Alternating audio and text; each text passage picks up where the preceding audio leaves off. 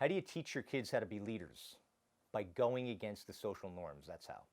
What we see nowadays is a lot of people doing what everybody else is doing. An example, and I probably shared this already, is when I'm doing a lecture and there's 200-300 parents there, I'll ask the following question. I'll say, raise your hand if you think it's a good idea for an 11 or 12-year-old to have a smartphone.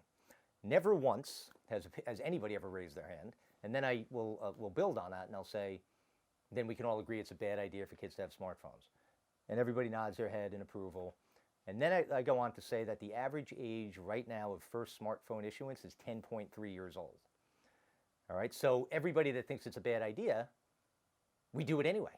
Even though we know it's a bad idea, we give our kids phones when they're too young. We let them play violent video games when they're not age appropriate, when they're not old enough to be playing those games.